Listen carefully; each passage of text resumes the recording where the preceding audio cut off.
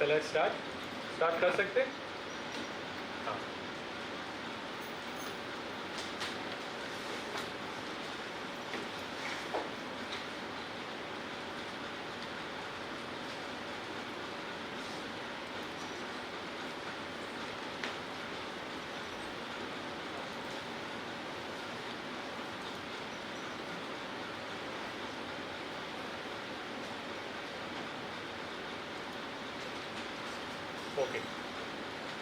Okay, welcome everyone.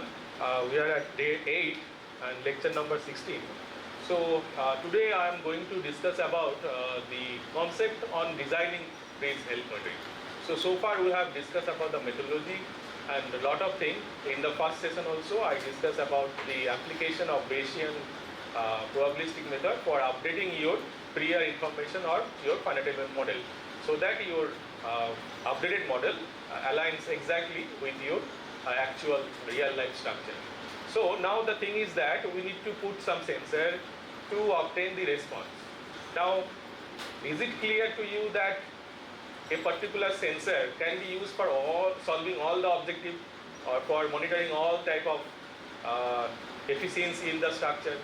Like as I said, due to earthquake or due to some other natural disaster, there is different type of damage, and there is also damage due to fatigue because of the live load. Also because of the environmental factor, there is a corrosion.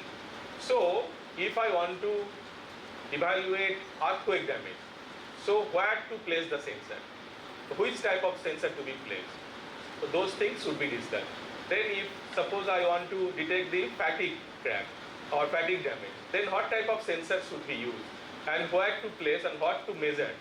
So those things should be discussed also. Otherwise you are putting some sensor and evaluating something else, then your objective will not be fulfilled. So it should be having clear understanding that what type of response that you want to evaluate and what type of sensor that you need to install in the target structure. So if you think about the bridge environmental condition or loading condition, then based on the loading condition, the bridge environmental or loading condition could be categorized into two categories. One is the extreme loading condition, another is the in-service condition. There are two possibilities, okay? Because of this two type of thing, damage are occurring mostly, except for corrosion where because of the moisture or environmental factor it is occurring, okay? So what is extreme loading condition? It is during the scenario of earthquake. Suppose there is a major earthquake happening, okay? So it may occur at any point of time, okay? You cannot predict the earthquake, right? So when there is an earthquake, then what is happening? There will be kind of natural disaster, okay? It will shake the entire structure, okay? In a if it is a very large earthquake, then the shaking or intensity of ground motion will be very large. So that will cause significant amount of damage in a particular structure. So in extreme loading condition, the main disturbance or factor is the earthquake, and to evaluate the damage due to earthquake, we may measure the response of displacement or inelastic strain. Why inelastic strain? Because during earthquake it will go to non-linear stage. We usually design any civil engineering structure as a earthquake resistant structure, not earthquake proof design, right? Why earthquake resistance? Because we allow the structure to go to a non-linear stage, so that our cost of construction could be minimized. Otherwise, if you only design for linear, then you need very bulky column or beam. Size of beam or column will be very large. Okay, as you can see, the old structure, we have designed the old structure, maybe 100-year-olds, all are bulky. You can see in DHU also, there are very bulky column or wall and other component of structure could be seen. Why? Because that time the uses of steel was limited and we wanted the structure to be in linear zone only. Okay, that means we did not allow the structure to go to non-linear state. Okay, so now because of the reinforcement and other thing, we have that kind of trust or some kind of confidence on the structure that it can go to non-linear stage because we are using steel, which is a ductile material. Okay, as you know, steel is a ductile material. So it can buckle before going into the fracture or complete collapse. Okay, so during earthquake we allow the structure to go to a non-linear state, and by going to the non-linear state, it dissipates some amount of energy because it deforms extensively, and that way it releases the earthquake ground motion. Okay, otherwise if it is not permitted, then what will happen? Because of the earthquake there is a accumulation of stress, and then probably there will be some major damage, even if you design for larger bridge component or structural component. Okay, so the thing is that during earthquake we need to monitor the displacement and inelastic strain. And where do you evaluate the damage? Damage basically occurs in the form of buckling. Sometimes buckling occurs, okay, because of the compressive force, you know, the buckling occurs. Then because of the yielding, because we allow for inelastic deformation, it may happen that some of the structural, basically we, for moderate kind of earthquake, we design in such a way that there is a damage in non-structural component. Non-structural component means those components which do not carry the vertical forces or self weight. Okay, so those buckling could be permitted or yielding could be permitted to those members. Then breakage of bearing. Okay, for severe earthquake probably there could be some other damage, okay, possible damage, but it should not collapse. Okay, so therefore we use some R, reduction factor. If you design the structure as per the IS code, okay, 1893, then you will see there is a response reduction factor R. Why it is there? Because we want the structure to be ductile. Okay, we reduce the amount of base here. Okay, so these are the evaluation criteria. On the other hand, for in-service condition, okay, what is the thing is happening? The main disturbances are the live load, means traffic load, vehicle load, or in structure it is the human load or some other load, okay, which are changing over time. And temperature. Temperature also causes a lot of distress in the structure. Because of the high temperature, it causes expansion. Because of the cold temperature in very cold region, there could be strain hardening and some other kind of thing, and possible damage could occur because of that also.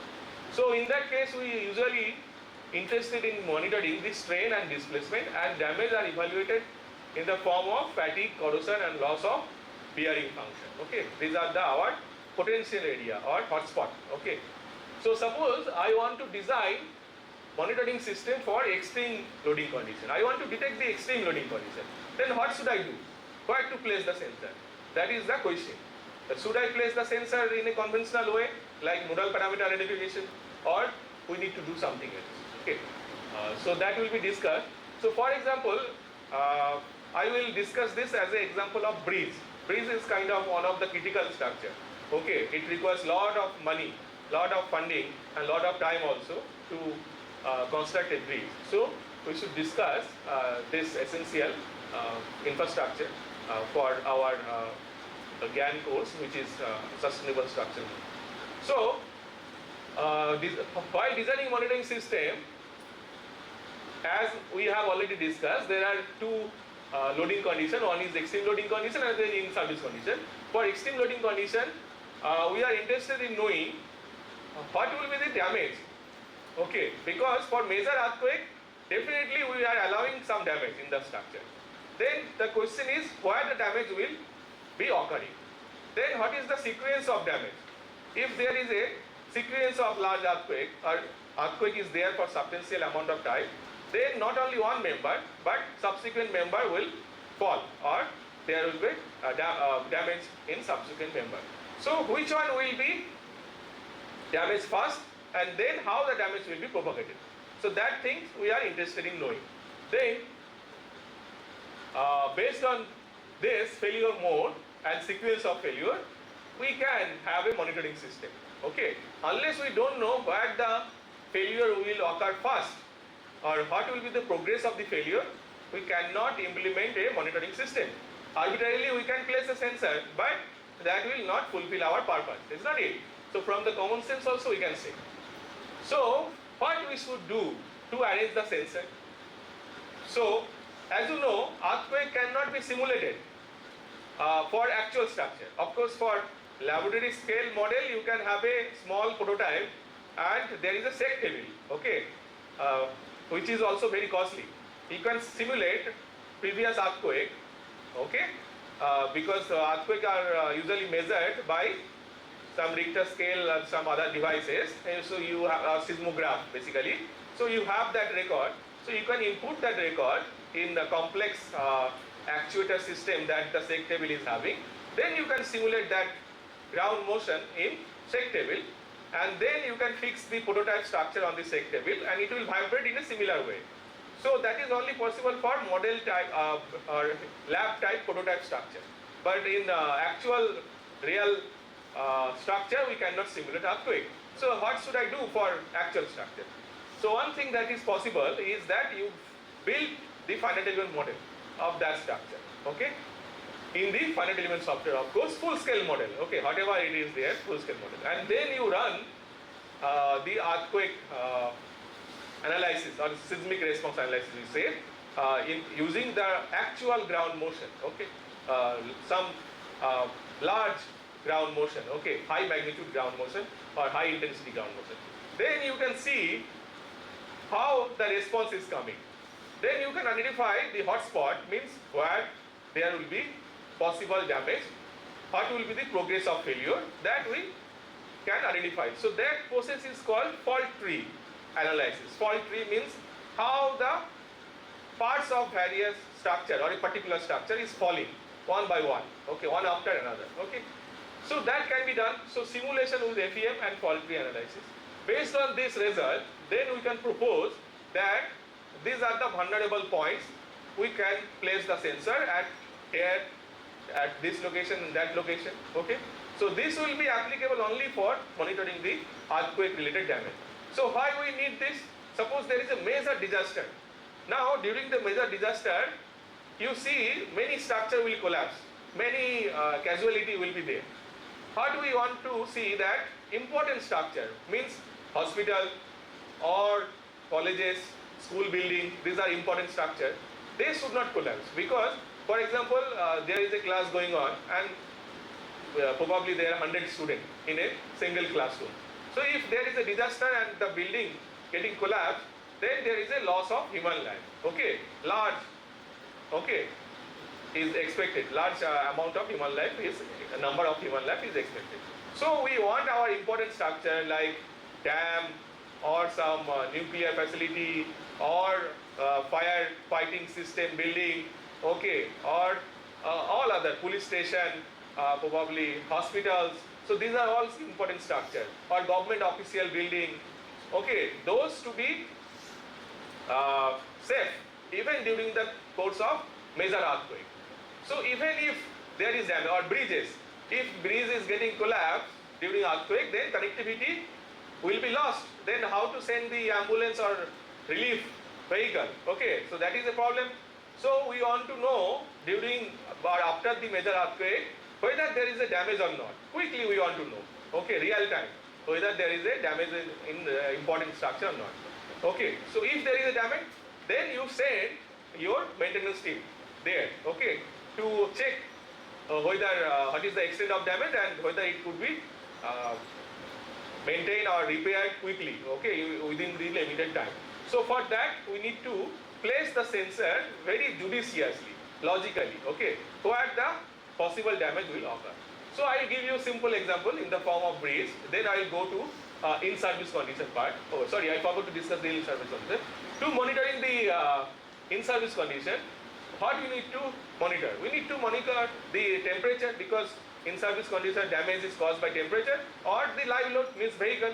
So if you monitor the number of vehicles traveling on a bridge or the variation of temperature, then you should be able to evaluate the fatigue damage.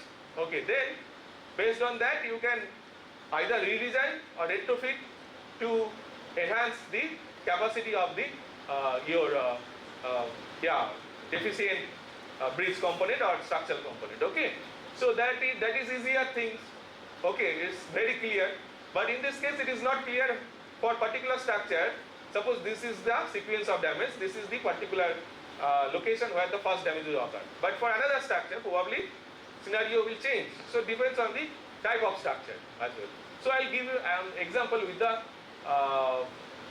help of a girder bridge. Suppose this is a girder bridge, entirely steel girder bridge. Okay, this is the bridge which is in existing probably in Japan, which is 35.8 meter. Okay, real life structure. Okay, real life bridge. There is a pier. Okay, and there are three girders, G1, G2, G3, and all the components of this bridge has been modeled. Not only slab or girder or bracing, everything, including the bearing. There is a bearing now. Always we use elastomeric bearing at the bottom of the bridge, so that the substructure and superstructure is separated during the earthquake, and to prevent the subsequent damage in the superstructure. Okay, so this then there is a question how to model the bearing, because the behavior of bearing is very complex. You cannot predict. Okay, so this behavior is non-linear kind of, because there is a rubber steel plate and combination of rubber and steel sheets, and it is behaving in non-linear fashion. So major dissipation of energy should be at the bearing. It should dissipate the energy as much as possible. Then rest of the thing will go to the superstructure. Okay, so therefore we say base isolation, kind of isolate the base. Okay, so not completely. So this type of bearing was modeled, and in fundamental software it was used MPC beam and some bushing connector, and this type of bilinear behavior is there. It is non-linear. Basically it is very non-linear complex, but to have a simplified model in Abacus, this type of bilinear model was considered. And this is the very high intensity ground motion that is used in designing important structure in Japan, level 2 ground earthquake. Okay, so which is having very high amplitude. You can see the acceleration goes to 800 centimeter per second square. Okay, very large earthquake, level 2. Okay, so if you test your structure against this earthquake, then probably if it is satisfying the criteria of their codal provision, then it is safe to use. Okay, if it is failing, then you have to redesign. Okay, so this is the fixed side of the bridge, and this is the free side of the bridge. So for what we did, we have inputted the ground motion at the base of the pier, right here. This is the pier, because pier is the fixed at the ground, right? Earthquake always comes through the ground, then it propagated through the pier to the bearing and then superstructure, right? So we inputted the earthquake ground motion, these two ground motion, northeast and east to west, means bidirectional ground motion at the level of pier. Okay, then we monitored the displacement in the transverse direction. Okay, suppose this is the bridge, we monitored the displacement in transverse direction, how it is behaving. Okay, so we can see after a certain point there is a relative deformation between the girder and the pier started to appear, probably after 3.1 seconds. Okay, when it crossed certain displacement value. So basically what is happening, suppose this is the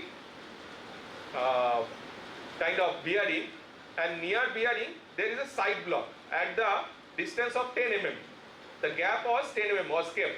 Okay, and then there is a side block was designed. Similarly over there, both way in the transverse direction.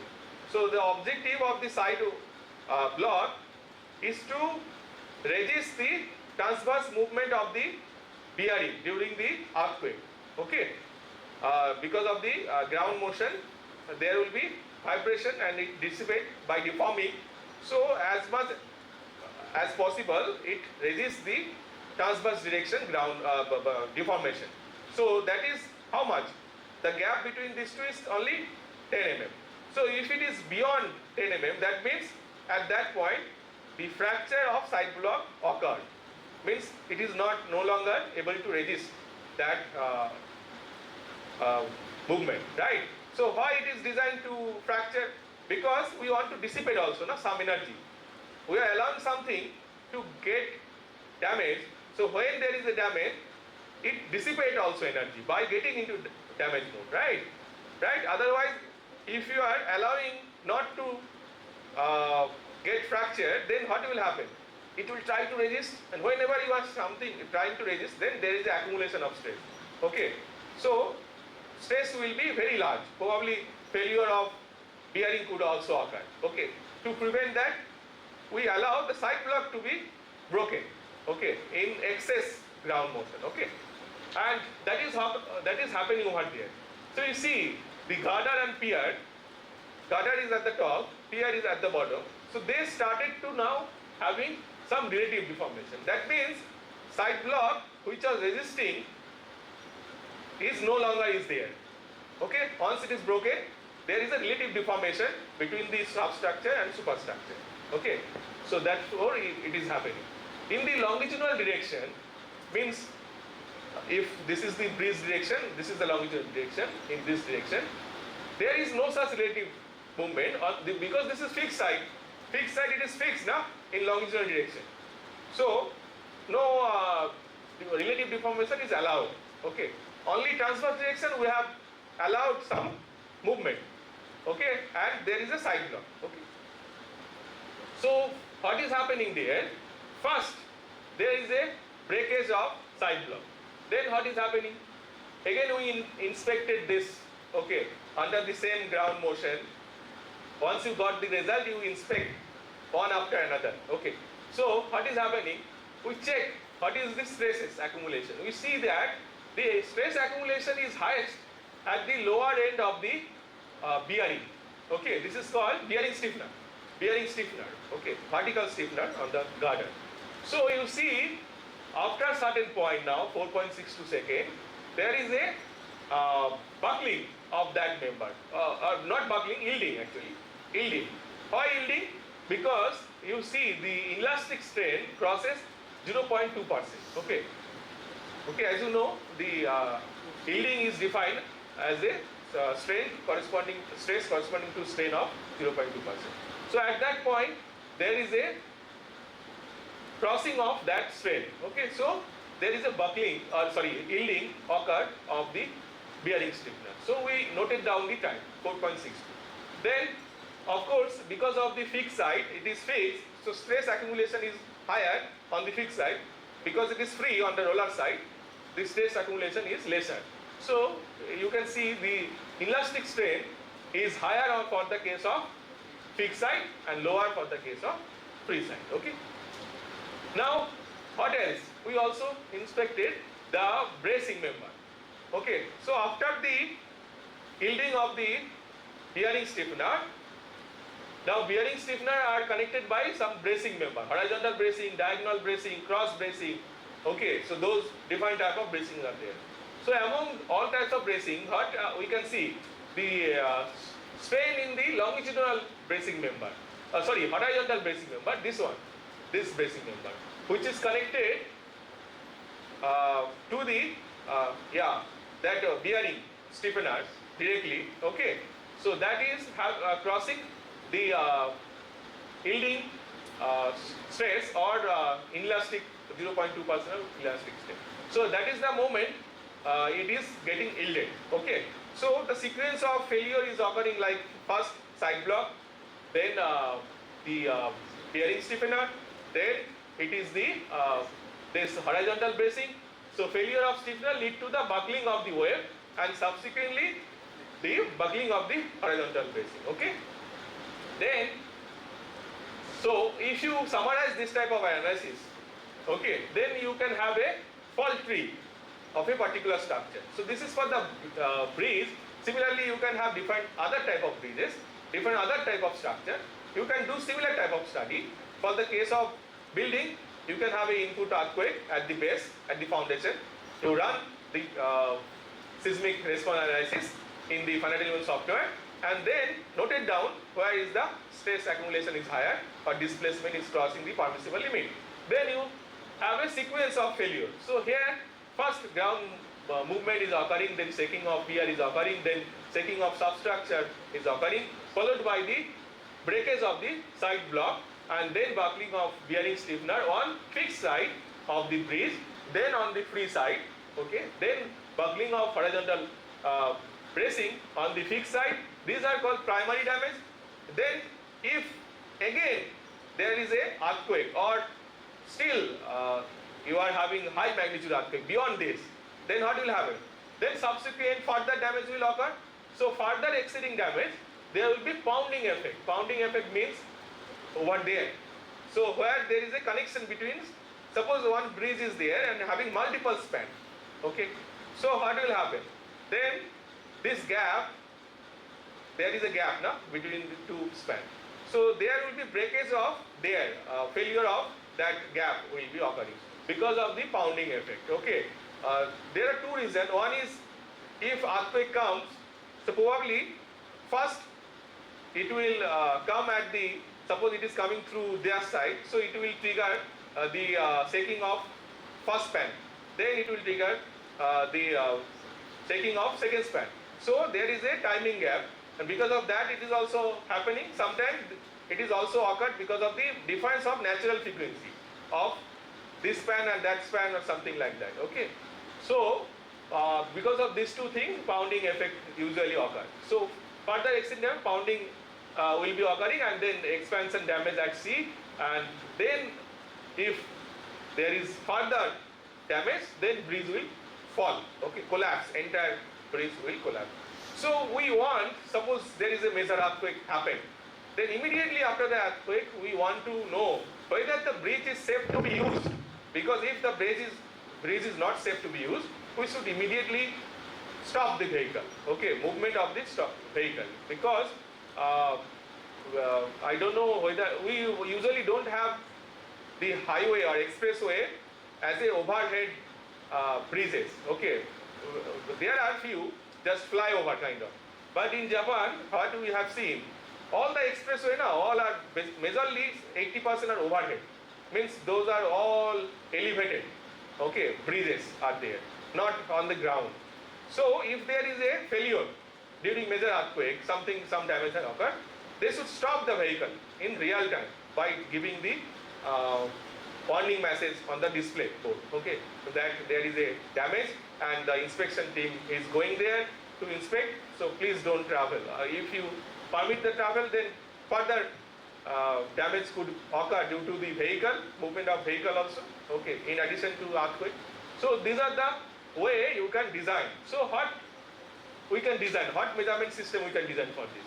So in this study we have placed a sensor near to the side block, because side block is getting damaged first.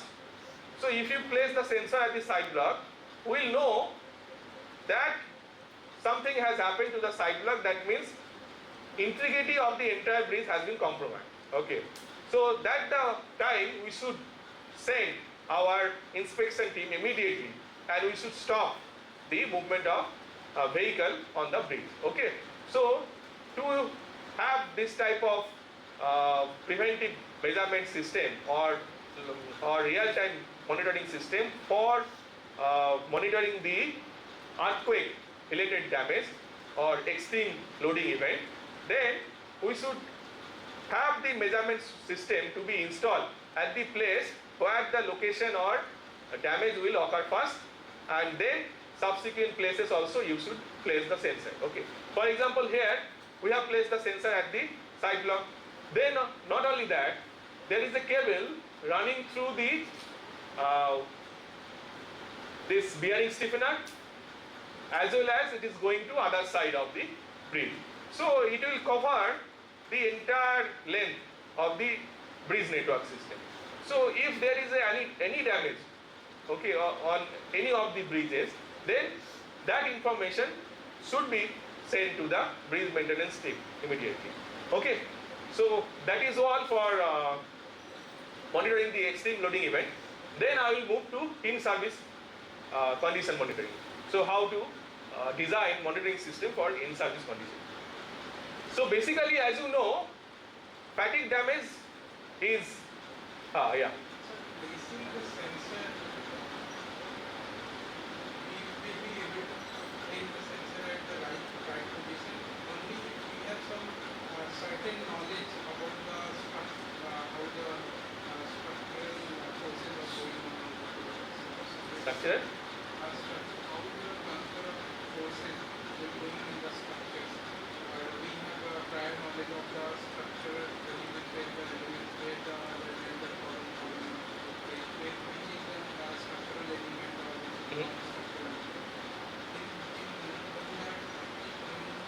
It is the only way we will be able to put sensor at the right place. Yeah, that is what we discussed now. So you need to understand where the damage will occur first. So there you put the sensor. Then only you get to know after the major earthquake. See, during the minor earthquake or less significant earthquake, there should not be any damage. Okay. So if there is a major earthquake, then you should know where the damage will occur first. So we place the sensor there to just to know whether the damage has occurred or not. Okay. So that way you design the monitoring system. So you have to do this exercise for each type of structure. There is no general rule that for this type of structure you need to place sensor, or for every structure you need to place sensor at this place. Okay. So for each structure you do the fault tree analysis and then design your sensing system. Okay. So for the main structure we are placing the sensor at beam and common position. Yeah, that is also possible. You have to do finite element analysis first. Then you locate where the stress accumulation is higher or possible damage is happening. Then you design your sensor system. Okay. Then yeah, coming to the fatigue damage or in-service condition monitoring. So as you know, fatigue damage is usually occur at the location where the multiple members are connected, right? Because that is the location where deformation of the member occurring from different direction because of the live load and accumulation of stress is happening. Okay, so those are the hotspot kind of connection. Always fatigue damage occur at the region where multiple members are connected. So for the case of this type of bridges, so what are the possible area? One is the cutout near the bearing, then sole plate. At the top of the bearing there is a sole plate. So this type of fatigue damage is occurring. Then also the vertical stiffener, upper end of the vertical stiffener. Then at the lower we are having gusset plate. Gusset plate we use to connect various type of bracing and member wave of the lower flange or the wave of the stiffener. Okay, right. So these are the connection are the hotspot for fatigue damage. So we need to also categorize which damage is caused by what type of stress. So this type of damage, like damage, fatigue damage at the cutout part or sole plate, is caused by primary stress. What do you mean by primary stress? It is by the cell point. Okay, it is there in the cell point, and this type of damage is caused by primary damage as well as primary stress as well as the displacement induced stress or secondary stress. Now this type of stress, primary stress, could be overcome by designing the member in a proper way. Means you know the cell point of the entire bridge previously from the design. Then if you see the structural member is not performing well after 10 years, suppose you have designed the structure to be okay for 50 years, but after 10 or 20 or something, some period, you are realizing that there is a fatigue damage occurring at this spot. That means your member are not having adequate thickness or strength to resist the primary stress means self weight. Okay, so you have not designed it well probably, that's why it is occurring. So you can redesign and you can use better member or better quality member, higher grade of steel or higher grade of concrete or higher thickness of steel, right? So that this type of fatigue damage could be prevented, because basically fatigue damage occurs because of the stress accumulation. So reversal of stress, where there is a reversal of stress and accumulation of stress, because it is designed for resisting certain number of load cycle. Okay, so basically primary stress means self weight. So you have not designed your member in a proper way, that's why it is occurring. So you should revisit your design and introduce some more efficient or proper design method so that this type of damage could be prevented. Now the question is displacement induced stress. Can this be prevented? The answer is no, because there will be displacement always. Vehicle are moving always. Okay, because the main objective of the bridge is to allow the movement of vehicle. Now if you allow the movement of vehicle, so see, there will be deformation, and if there is a deformation, then there is a reversal of stress. Okay, vehicle is moving here and then another vehicle going there. Okay, so it is vibrating, it is like, so above the baseline some other load cycle, below the baseline some other load cycle. So reversal of stress is occurring. Okay, so that is the problem. So how fatigue damage is created? See, this is a simple animation, but it shows the movement of the joint due to traffic movement, okay, or breeze vibration. Now whenever there is this type of damage, see, there is a stress accumulation and it is also changing over time. Okay, the positive side or tensile side becoming compressive, compressed side becoming tensile. Okay, so changing over time, and because of this type of damage occurs. Okay, so yeah, so our study, our objective, before that, this is the real photo of a bridge and this is a real crack. Okay, you can see there is a crack. Okay, so same thing could be also understood through numerical analysis. So why it is happening? Okay, so there is a movement of vehicle, and because of this there is a stress accumulation occurring over a significant period of time, then it will lead to the fatigue damage. When the strength of the member is less than the number of fatigue cycle that is it is subject to, then what will happen? It will be subject to some kind of fatigue damage. Okay, so it cannot be prevented, but again you can enhance this. So suppose you know how many vehicles is running over a particular bridge. Of course, the vehicle information or vehicle data need to be collected. Okay, and also the demand on the bridge is also increasing year by year. Okay, because number of vehicle is also increasing. But if you install sensor and detect number of vehicle moving, also not only number but weight of the vehicle needs to be also identified, because then only you can identify how much deformation it is occurring. Okay, right, number of vehicle and weight of the vehicle.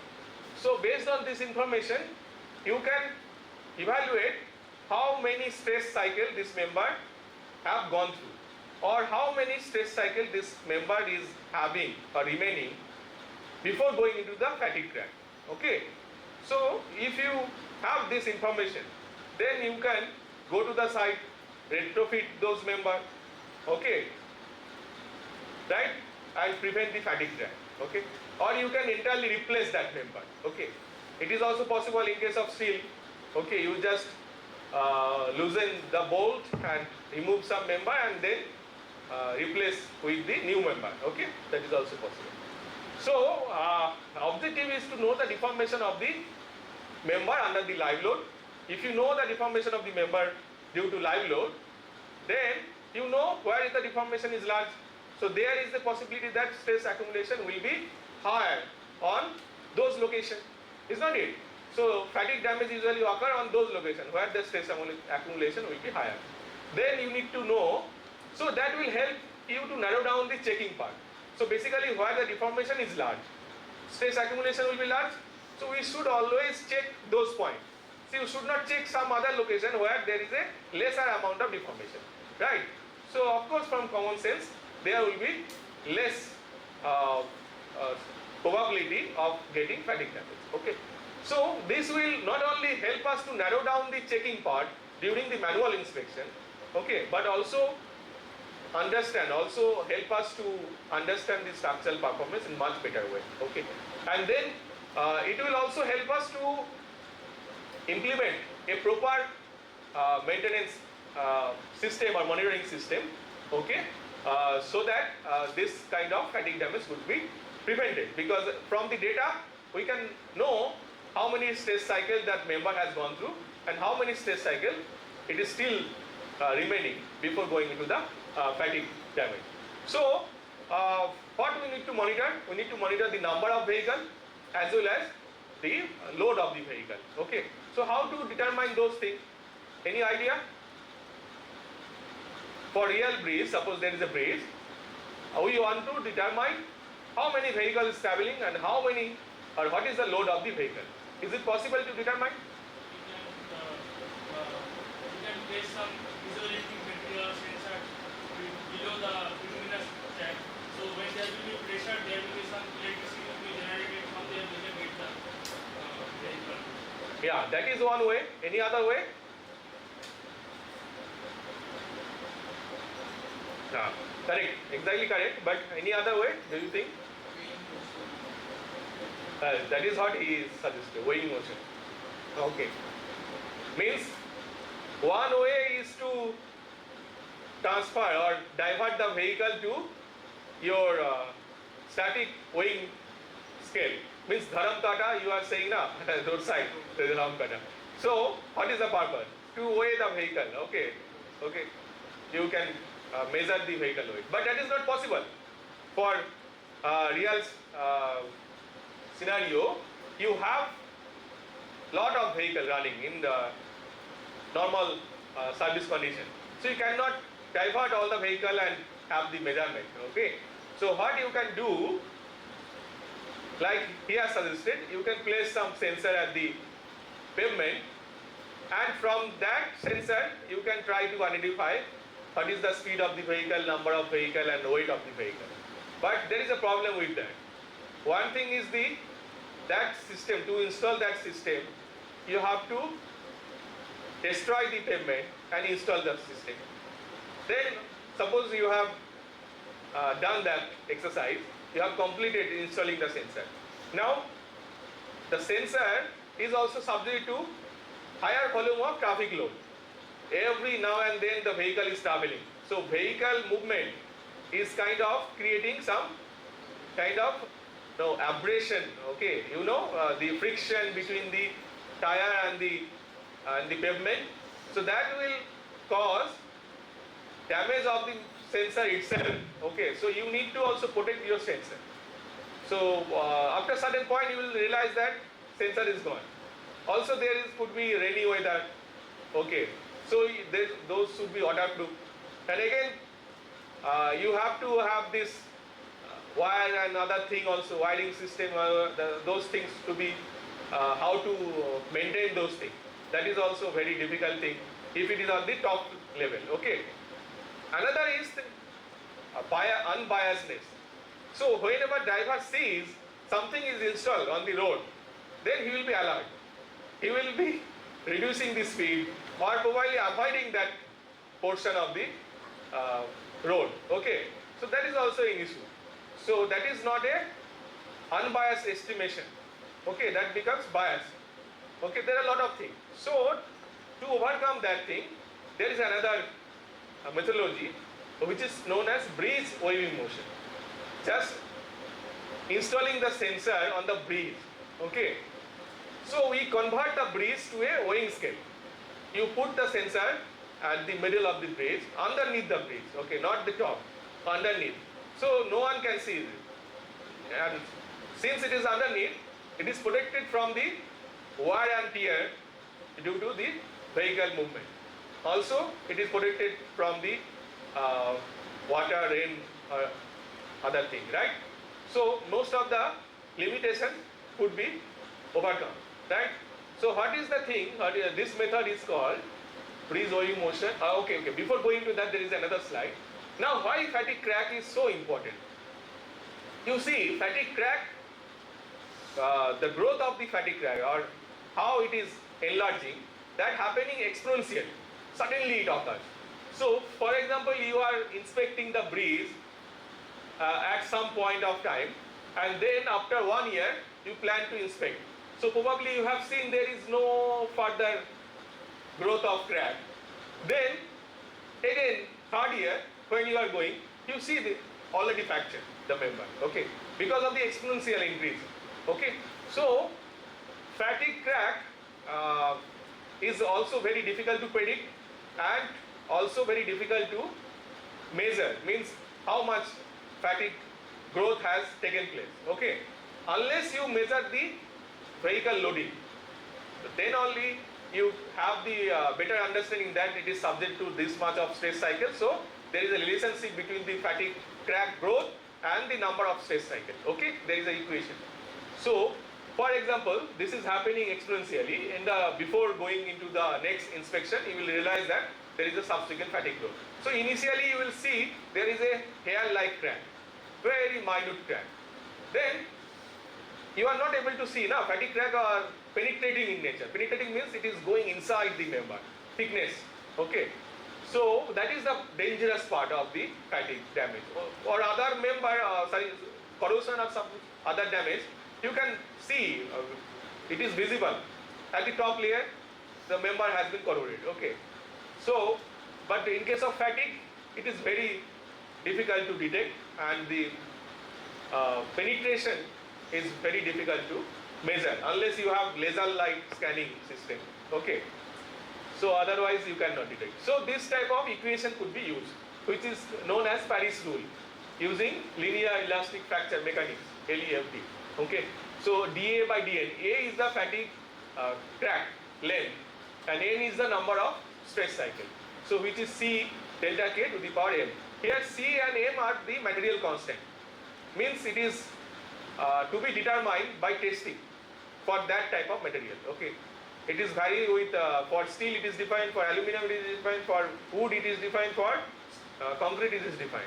So for each material you need to identify what is the C, what is the M, okay, those are constant, and delta K is the range of stress intensity factor which is given by this, so in the form of function of crack geometry.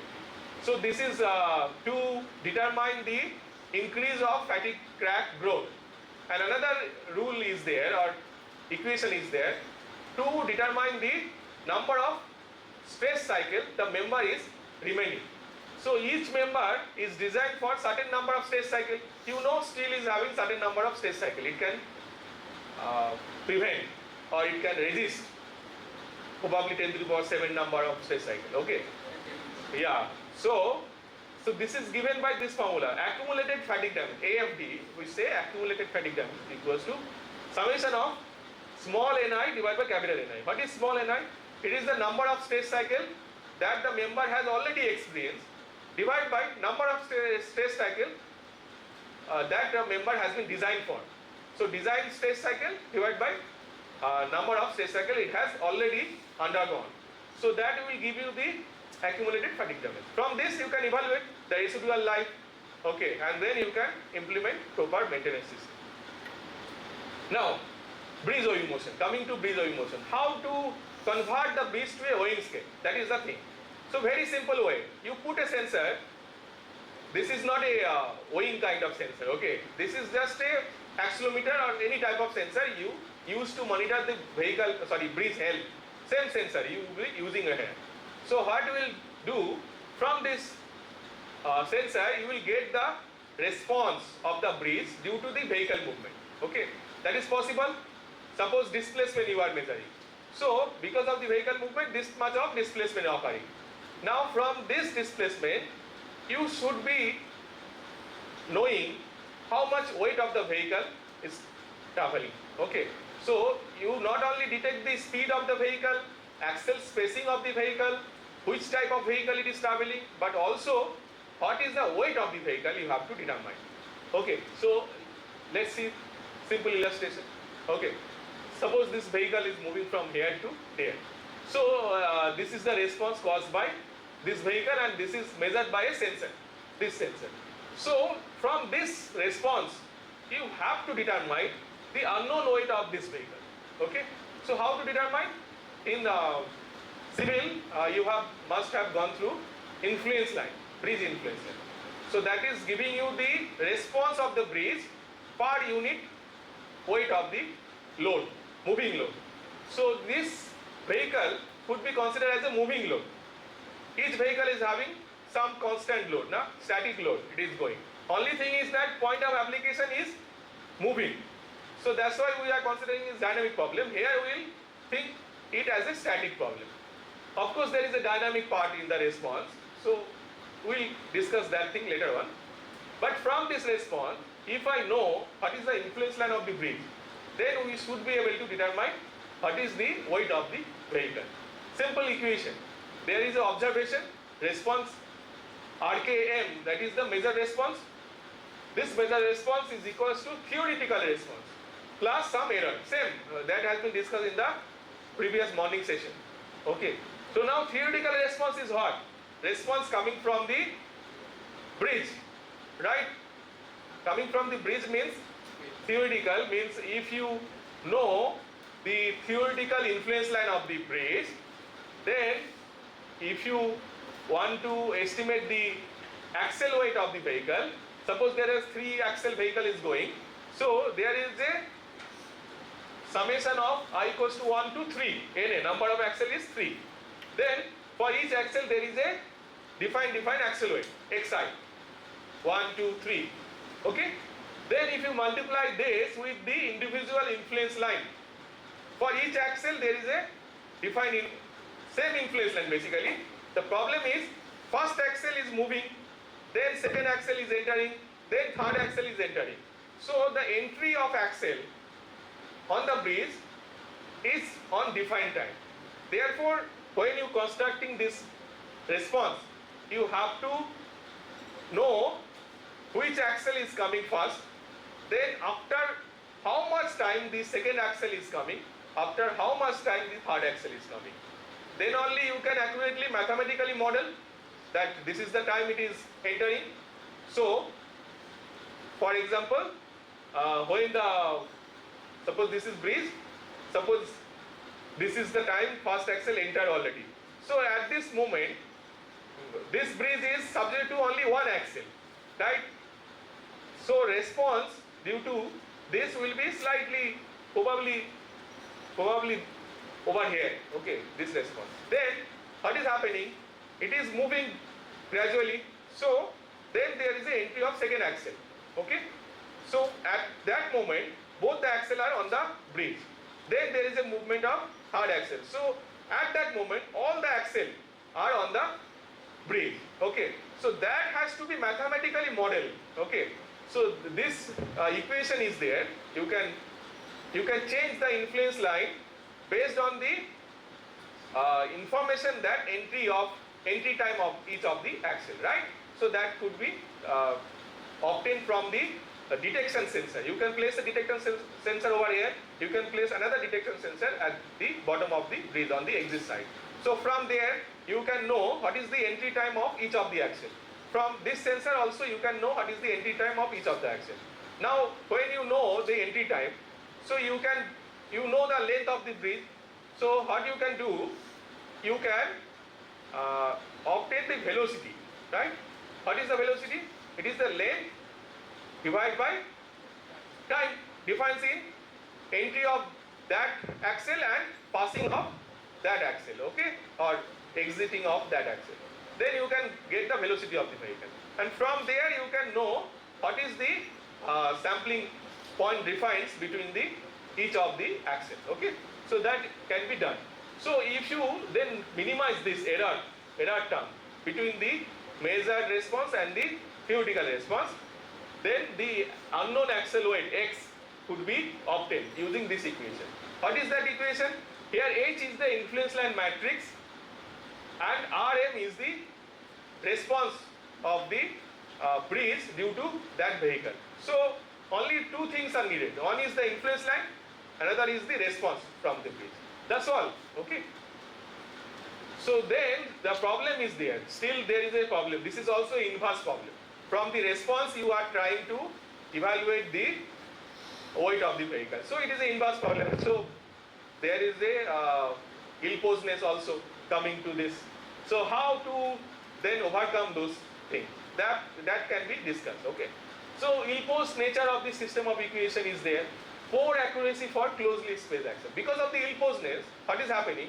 When the axle spacing are closed, suppose always if there are more number of vehicles, suppose 3 axle vehicle are there. You can see 3 axle, this 2 and 3 number axle are very closely spaced. Right? When they are closely spaced, it is very difficult to segregate the contribution of each of those weight. So how to know their accurate weight? That is a challenging thing. Okay. So that can be done by using some efficient method. I will discuss. And then breeze vehicle dynamics is there because there is a dynamic response fluctuation is there, and that will reduce your accuracy. Then inaccurate influence line. Suppose your influence line is inaccurate. Now how to obtain the influence line? That is also research domain, because theoretical influence, as I mentioned in the first lecture, that your theoretical thing may not match with the actual. So you need to identify influence line from the measured response. So before applying bridge OB motion, what you need to do? You run a calibration vehicle. Calibration means a vehicle with known axle weight. Okay, so that exercise you have to done for one time. Okay. So you measure a vehicle weight, go to the side, run it, measure the response. Now since you know the weight of the vehicle, from there again by solving similar kind of equation, you identify the influence line of the bridge. Once you are done with identification or calculation of that influence line, then you proceed with the implementation of bridge OB motion. Because for that bridge, influence line remain constant if there is no significant deterioration happen for that bridge. If there is a significant deterioration, then influence line will change. Because it is depends on the flexural rigidity, as you know. Okay. So those thing is there. Then transverse position of the vehicle. Suppose you have placed a sensor over here. Now vehicle is centrally moving. Then you see larger response. Now for some reason vehicle is traveling sideways. Okay. Then response to that sensor will be lower, but vehicle is same probably. But it is moving away from the sensor. That's why its response changing. So that will cause erroneous. So what you need to do? You may place more sensor. Here, here, here.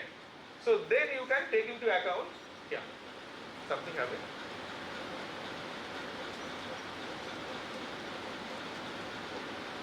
Yeah. Thanks. So you can place many sensors across the transverse direction. Then integrate information from all of these sensors to have a robust measurement. Okay. So those can be done. So I will discuss few of them because time is very limited, and of course I need to also give some demo. So what is you need? This is the slide which discuss about the influence line identification from the real measurement. So what you need to do? First you need to run a calibration vehicle, as I said, with known axle weight. Okay. For example, I know the vehicle weight for this one. Then I am running it. So this will be the measure response, which is known. Here A multiplied by I, here it is I means influence line, which is unknown. Again you need to identify this influence line. And A is the vehicle information matrix, which is this matrix. What is that? First there is a entry of first axle. Okay, W1 is the first axle weight. So you see in that row there is only first axle weight. Then there is a entry of the first axle weight moving slightly further like this. So you see W1 is moving like this across this. Then there is a entry of second axle weight after certain point. Then entry of third axle weight. Okay. So this is going on. Okay. So this is matrix, the vehicle inform matrix should be constructed based on the calibration vehicle, because you know the weight of the vehicle, you can do it. Okay, then this can be minimized again by identifying this I.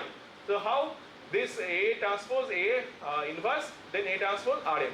Here Rm is the response, that is you are measuring, and A is the vehicle weight matrix or information matrix. So all the things are known, so I can be known. Okay, so this is time domain method, and then frequency domain also. You can convert the vehicle response, this is the response, into frequency domain. Just Fourier transform, apply Fourier transform, and then you just go to this domain. Then you try to identify the influence line. Okay, it is also easy. So you will see, if this is the response, suppose this is the response from 4-axle vehicle, this is 3-axle vehicle, this is 2-axle vehicle. Okay, then this is the influence line obtained from the by using this equation. Okay, and for 4-axle, 3-axle, 2-axle. Now, should the influence line be dependent on the vehicle type? Should not be, because influence line is a fundamental property of that bridge. It should not be dependent on the vehicle, right? But here you can see it is defined for vehicle because of the dynamic component. So if you remove the dynamic component, you can use high pass filter to remove the dynamic component. Then you see this is the static component, a static weight. So now you can see for static, all the vehicle are giving similar influence line. Okay, so that can be obtained. Okay. Then bridge OV motion can be implemented using the base theory also. Similar, because there is a measurement, okay, and you want to estimate the unknown, okay, so you can use Bayesian as well. But here we will not use any prior information, because no prior information available. Only from the measurement we will identify what is the axle weight of the vehicle. So no prior, non-uniform prior we will use. Okay, so this is the same equation that has been discussed in the bonding session. Z equals to Hx plus V, and then prior information X equals to X bar plus W, deterministic mean, and some probabilistic variation. So objective function is this.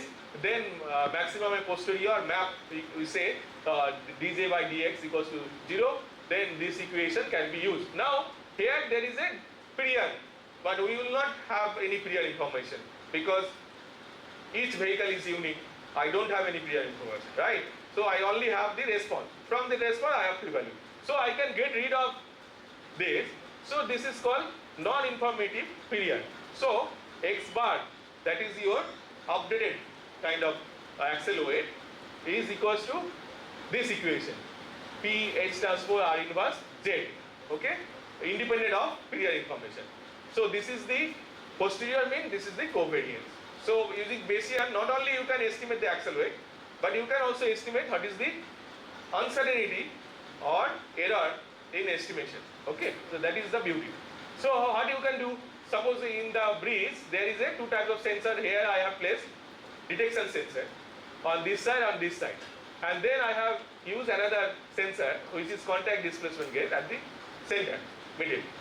The purpose is to measure the displacement, and here the detection sensor purpose is to measure the entry and exit time of vehicle.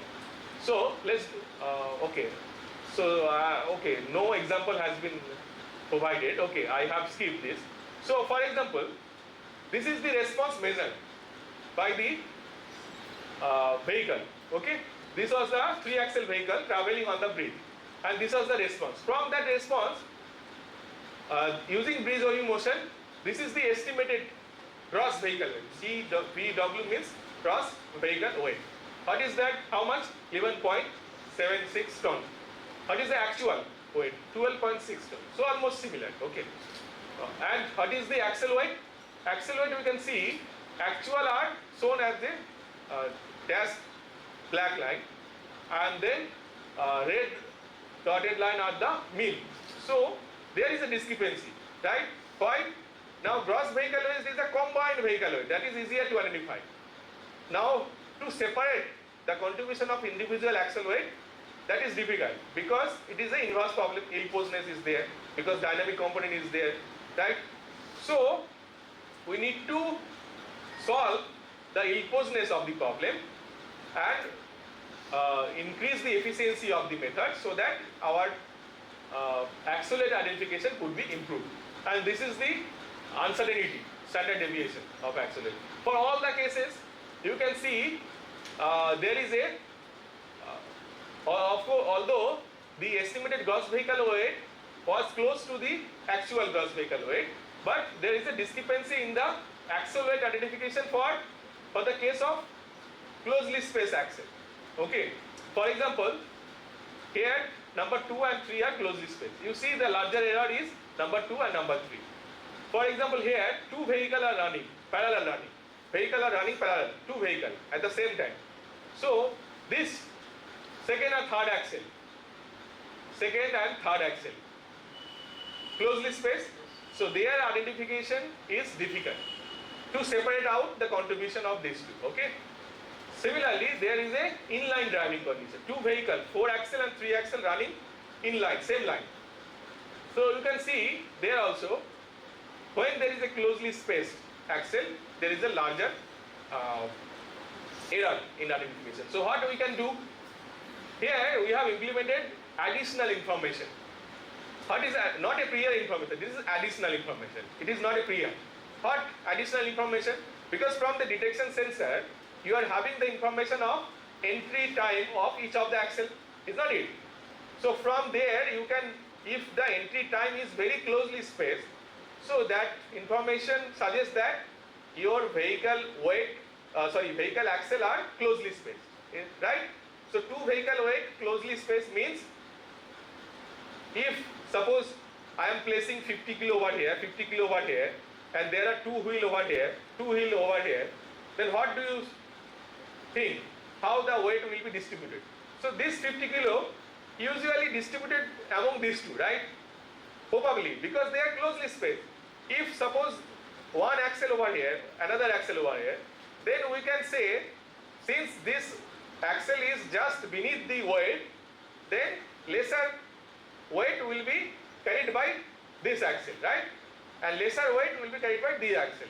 But since suppose both are closely spaced, like this, two wheels are very close, so whatever weight that is coming over there are equally shared by both the axle, is not it? Suppose 3 axle vehicle moving, there is a one axle at the front, weight of the engine and other thing are going there. Rest of the weight is going at the rear axle. Now rear there are 2 axles closely spaced. Now what do you think from the common sense? If I apply a weight over there, what will happen? Both will share similar weight, kind of. Okay, there could be differences but not much, more or less similar. So that information we can use as additional information. So whenever there is a closely spaced axle, we assume that whatever weight coming to this are equally shared by this and this. Similarly, equally shared by this and this. Equally shared by this and this. Because in this scenario, for example, this is inline driving condition. 4 axle vehicle is running forward, followed by 3 axle. Therefore, there is a larger peak, then there is a smaller peak. Okay, both are running inline. Okay, so there are 3 sets you can see: first and second axle of track 1, third and fourth axle of track 1, and second and third axle of track 2 are closely spaced. So we can use 3 additional information here in the form of D, that first and second axle having closely spaced. Closely spaced means weight are same. So suppose weight are same means, suppose this is equals to some value, some weight, right? It is, let me clear. So suppose this is the first axle weight, this is the second axle weight, they are same. We are not saying they exactly same, we are saying that this equals to some error. Again, we are using the Bayesian or Gaussian distribution, we can measure or you can model the error function. Okay, this x1 minus x2. If x1 equals to x2, similar thing, then what will happen?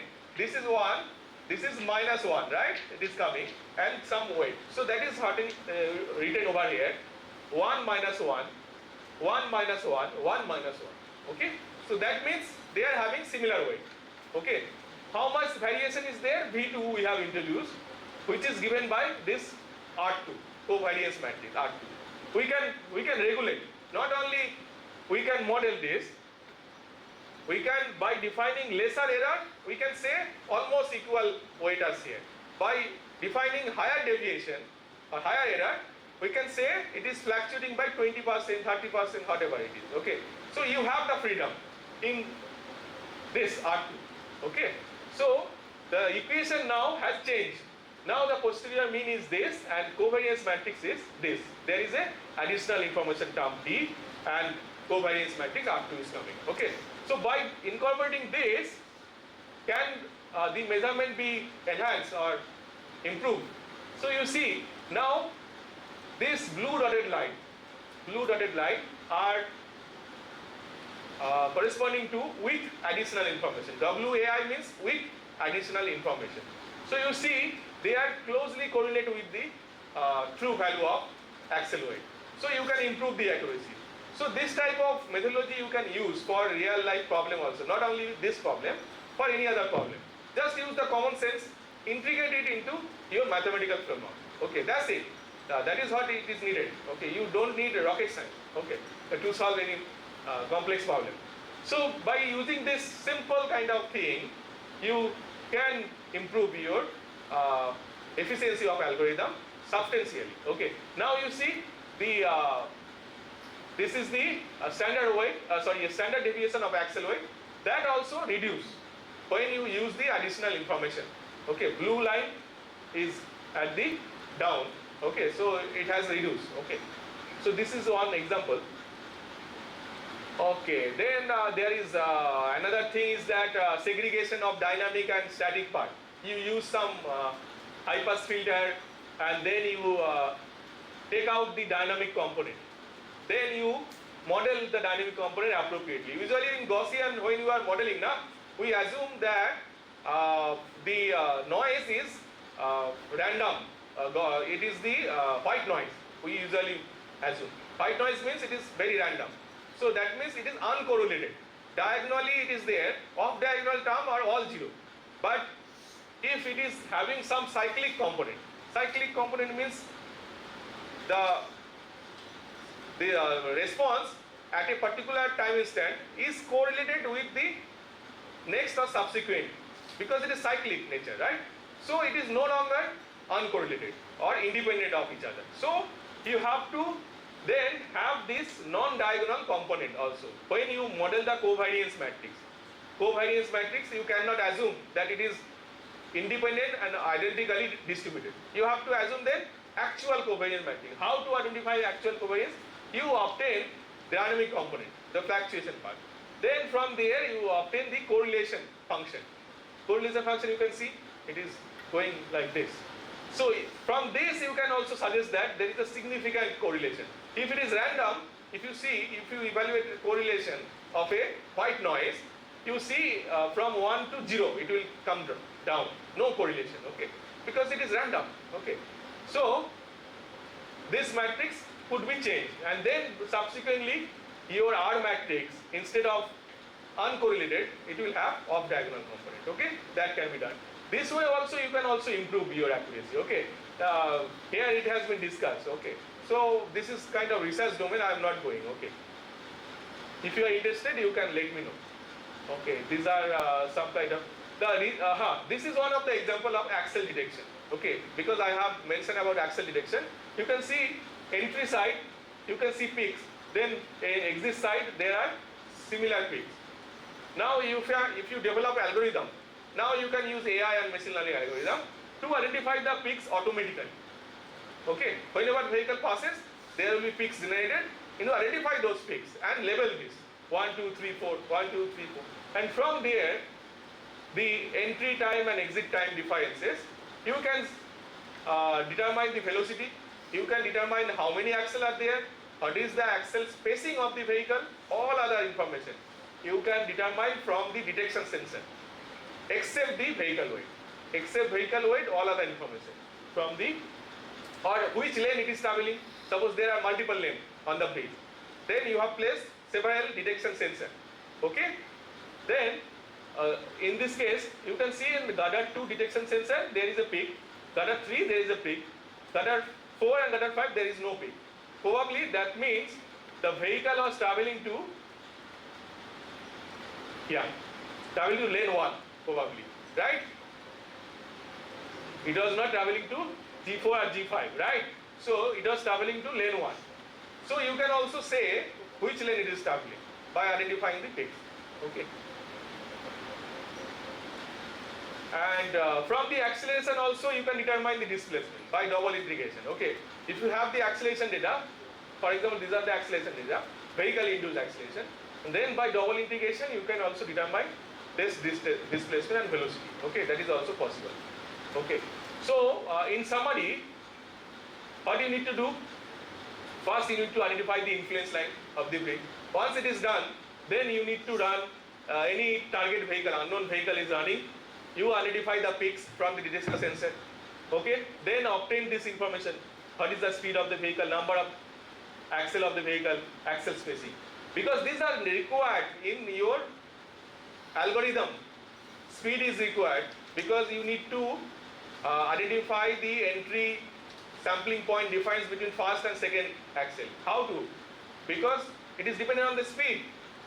Otherwise, if speed is fluctuating, then what will happen? After entry of first axle, after certain time second axle entry, and then third axle you don't know when it is entering, or second axle when it is entering. So you need to identify the speed of the vehicle accurately. Also number of axle, because you need to identify axle weight of all the axle, and also you need to construct the influence line matrix. For each axle there is each influence line vector, okay, in the influence line matrix. So these are the information that is required always.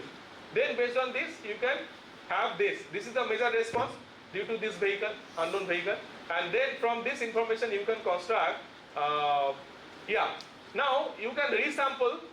Now this influence line was calculated based on the calibration vehicle, which was run at certain other speed, probably 60 or 40 lower speed.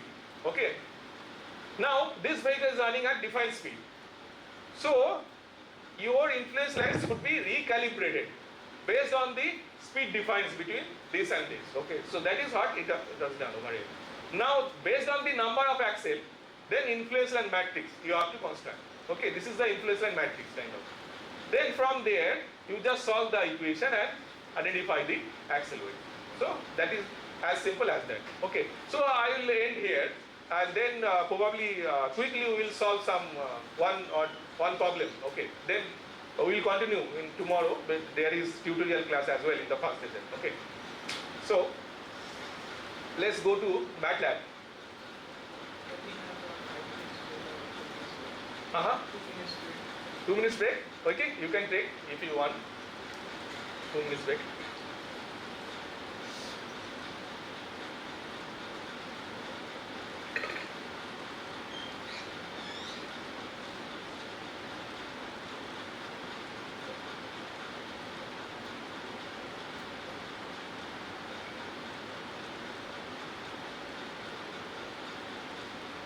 Okay, so this is the, sorry, is it visible? Not sure. Use slide. Share again? Again, use slides, sir. Oh, okay. Ah.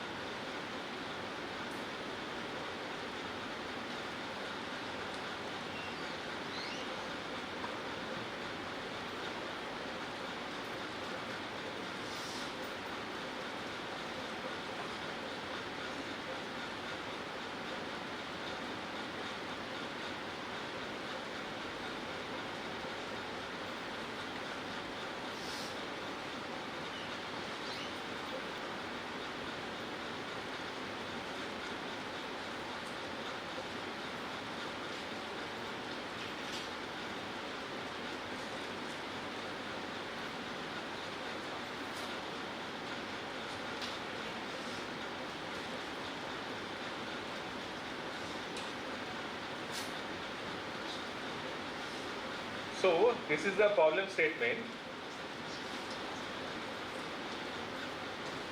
You see, a coin has an unknown probability of landing head, okay, denoted by theta. Then we assume no prior knowledge about theta. So the prior distribution is uniform over 0 and 1 because you are not using any prior information. Okay. Then you perform 10 independent tosses, okay, of that coin, where the true probability of the head is theta true is 0.7. Okay, means it is a kind of biased coin. Okay, right. But in the initial assumption, we are not using that thing. We are just assuming that we don't know that biasness. Okay. Now, what is your task? Write the likelihood function for a single coin toss given theta and extend this to the likelihood for a sequence of tosses. So what I am suggesting, suppose initially you do first toss, okay? Then based on the result of first toss, the Bayesian method, you will update your prior information. Eventually first, when you start the test, toss of coin, then you are assuming that equal probability. Okay, it could be head, it could be tail, no prior information, right? It could be 0 to 1 anywhere, right? So then, suppose in the first toss, something is coming up like head or tail. For example, if it is head, then probability of getting head will increase if it is head. If it is coming tail, then based on the observed data, your probability of having tail will increase, is not it?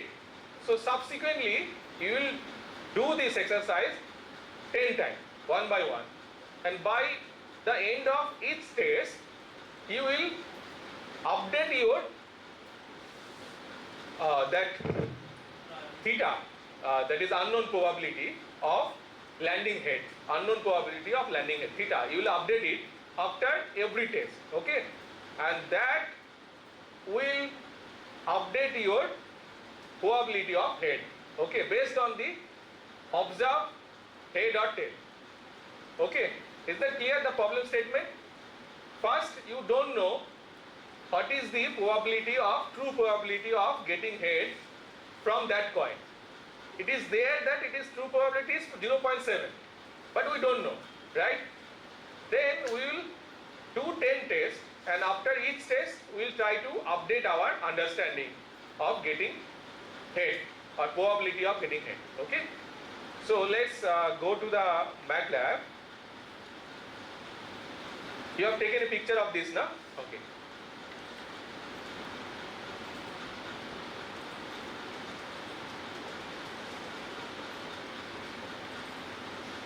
See, so n is equals to 10. Is it visible? Okay.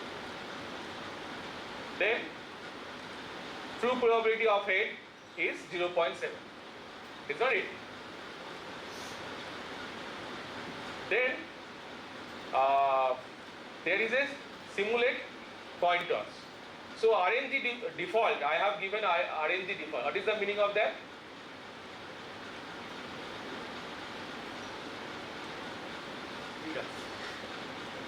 Sorry. Oh, this is probably I have to increase the font size, right? How to increase font size? Probably any setting. June, sir. June. But Like this. So here you can see there is a RNG default. So because randomly I am simulating the toss. Okay. You see the next line. RAND 1 to n means it is a simulating a vector, okay, having some number, okay, random number, which is less than 1 actually. How many times? For 10 times. So length of the vector is 1 by 10 basically, 1 by 10. Means it is a row vector, okay. Then in this state, theta is equals to RAND less than theta true. So that is considered as a, if it is less than 1, that is head, and if it is 0, it is tail. Okay. Then you are giving F print of this, that is the toss outcome. 1 equals to head and 0 equals to tail. That will give you. Okay. Can you try this code in your laptop? What you are getting up to this point?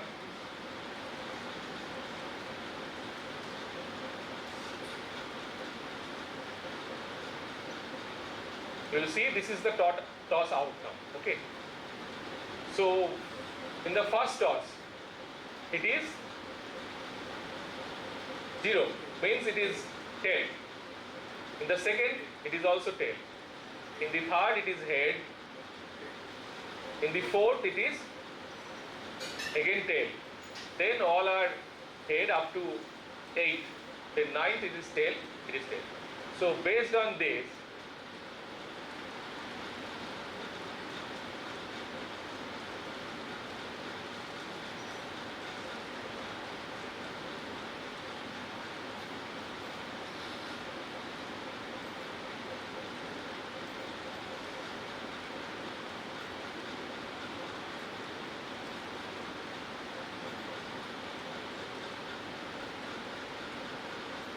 so this is RNG default. The meaning of this is so that you can reproduce your result. If you don't provide RNG default, then what will happen? Your random number will be regenerated with some other number. So only when you provide this RNG default, then only you can reproduce your result whenever you are running that code. Okay. If I omit this, every time I run, I will get defined outcome.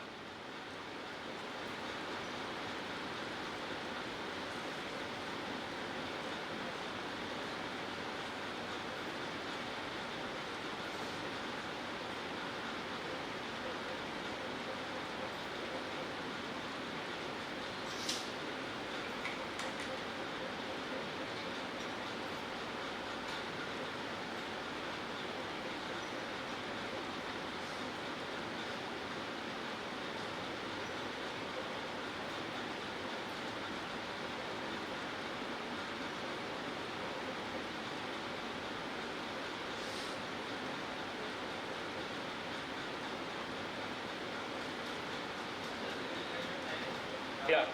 Okay. So, yeah. Sorry? Yeah.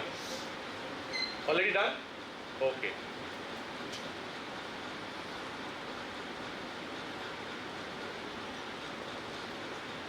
This type of graph you are getting?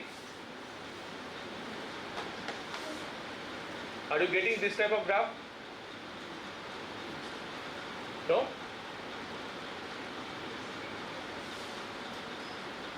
So try to run this code. Shall I minimize this or not? Yeah.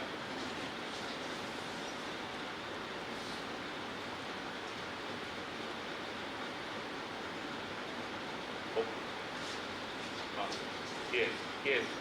Yeah, I think fine. Perfectly fine. Yes. I think you did it correctly. Okay. Wow, very quick. Yeah. So what is the meaning of this 10 subplots?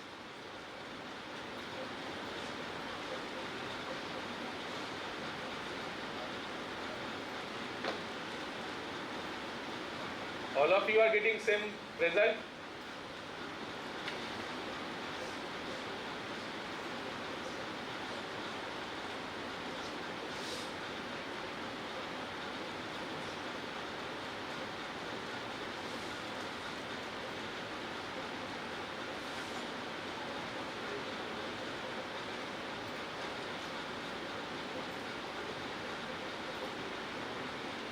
Now at the end of 10 toss, what was the probability? What was the mean? Those who have already done, so what was the mean of this?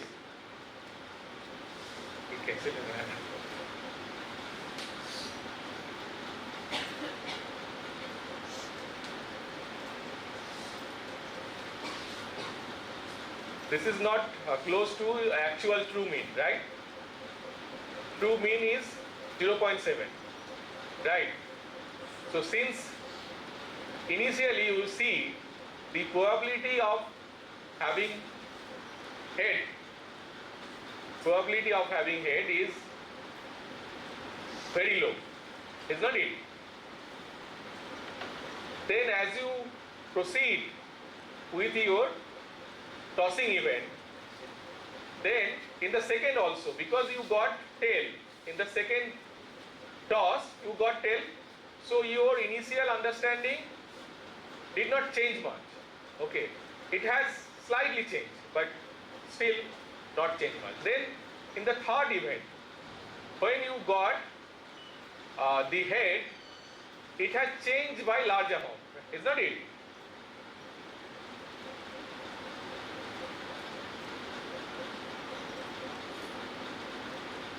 Then again at the fourth toss, you got tail, so it was further shifted again on this side. So probability again reduced. Then again in the fifth, sixth, seventh, eighth, all you got head. So your probability again shifted towards higher probability of getting head, right? Then 9 and 10, again you got tail and tail. So your probability slightly reduced, right? Is not it? All of you got this? Then I will show another thing. Or there is a problem? Yes. Similar, okay, that's great.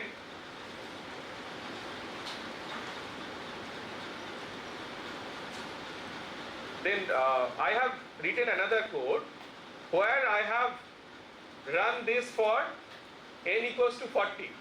N equals to 40. You can also write same thing. This is just animated the outcome, how it is changing for each iteration. So if I run this, so you see after every toss, the output, that is the uncertainty of getting head each time, is changing over time. Now, the longer you are doing the experiment, the mean of that theta should reach to the actual outcome or true value of theta, which is 0.7. So, your probability at the end of significantly large number of tests should be around 0.7. Okay, so it is how much? Okay, probably I have not used that again RNG part. Let me do that. The default. Now let me run this.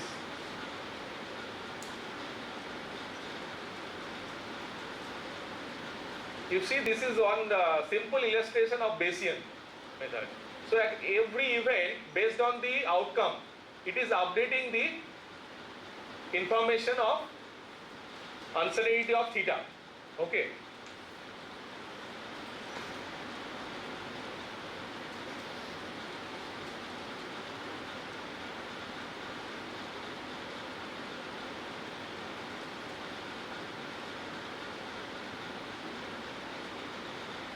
So probability.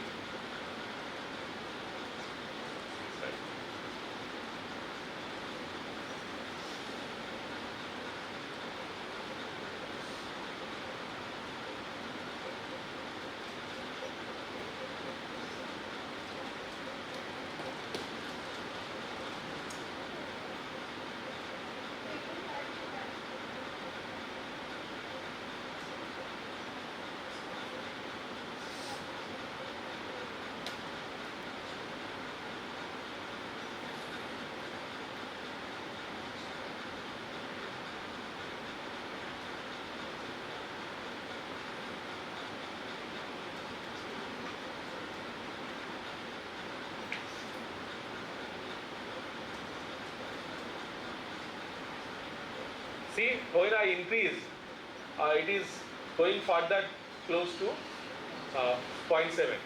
So if I do this exercise for 1000 times, probably it will align with the true mean, okay, of 0.7. Is not it? So you can check, okay.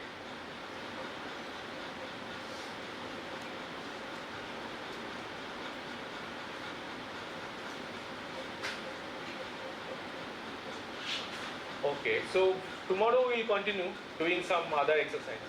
Okay.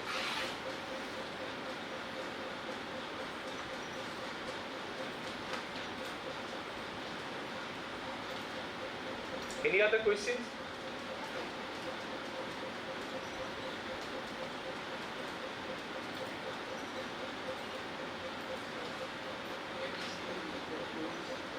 Okay. So I am ending the session. You can just check the code I am sharing.